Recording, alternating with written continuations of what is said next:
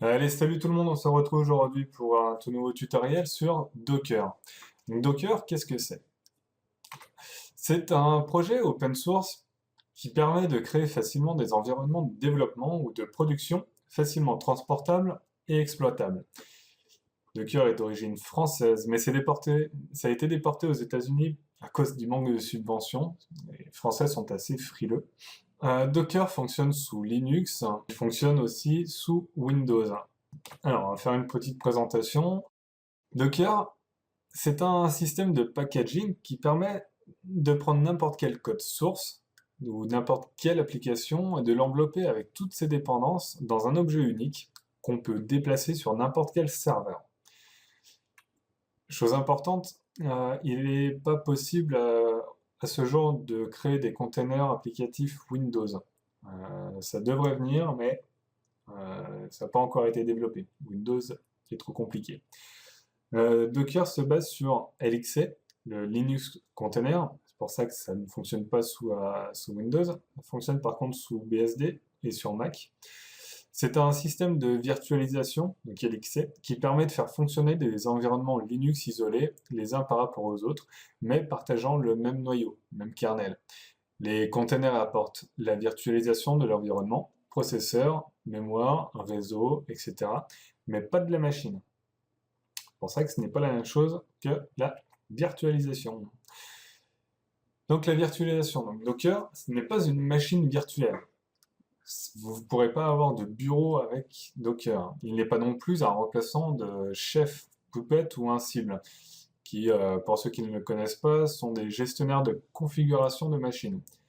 Et du coup, à quoi ça sert? Docker sera principalement utilisé pour automatiser le packaging et le déploiement d'applications. Il permet de faire de l'intégration continue, du test automatisé, etc., sans interruption de service. Et surtout, on peut passer d'un système de dev à un système de prod en quelques secondes. Il permet aussi le déploiement d'applications scalables. Alors, comme on peut le voir sur les schémas, avec les VM, nous avons pour chaque machine un système d'exploitation complet et virtualisé avec son kernel, ses dépendances, son réseau, etc. Chaque machine virtuelle pèse alors facilement quelques gigas de données, contrairement à Docker qui, lui, ne se contente que de virtualiser la partie applicative en isolant le tout. Du coup, les containers ne contiennent que le strict minimum vu que les librairies sont partagées entre l'hôte et les containers.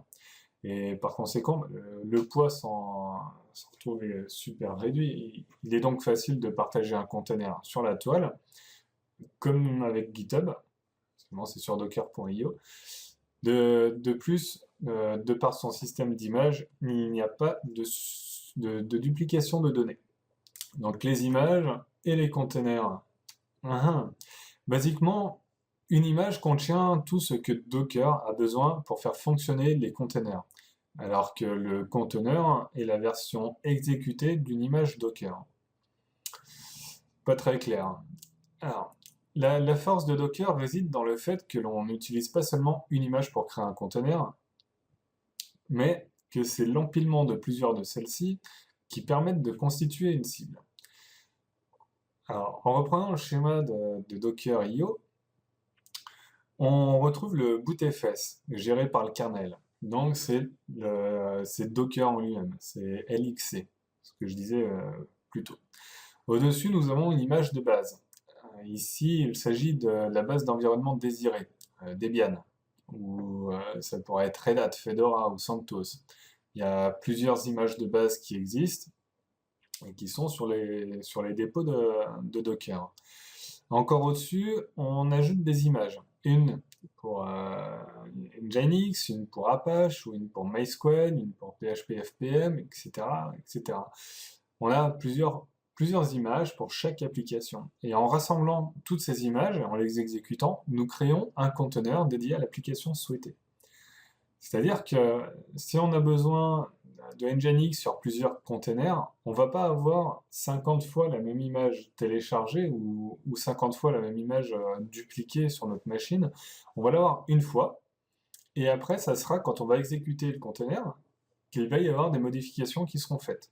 Donc, du coup, même si on est basé sur les mêmes images, nous aurons, même en ayant seulement deux images plus la base, nous pouvons avoir 4000 containers différents, avec des systèmes différents, des configurations complètement différentes.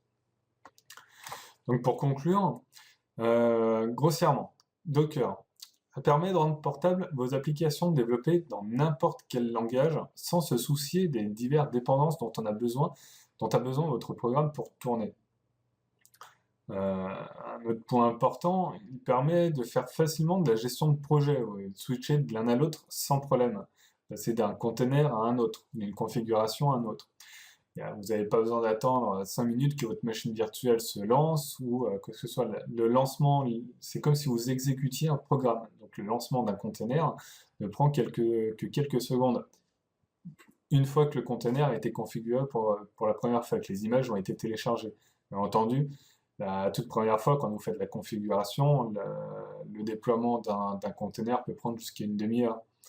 Mais une fois que c'est fait, c'est fait. Par contre, Docker n'est pas un remplaçant complet des machines virtuelles. Vous pourrez toujours avoir besoin d'un environnement complet virtualisé pour des tests particuliers, voire même pour virtualiser plusieurs Docker. Ça permet, une machine virtuelle vous permet aussi de virtualiser un bureau.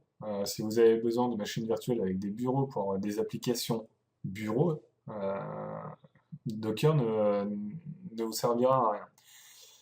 Docker fonctionnement aussi en bas niveau, directement, il parle directement avec le kernel. Il n'y a pas d'outil de supervision comme on peut le voir avec les machines virtuelles.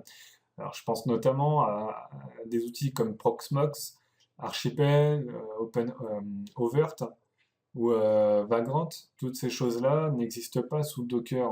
On a bien une interface web qui existe, un container d'interface web pour gérer les Docker, mais ce n'est pas un superviseur ou un hyperviseur complet. Donc voilà, pour ceux qui veulent se lancer dans l'aventure Docker, abonnez-vous à la chaîne pour être au courant du premier tutoriel Docker.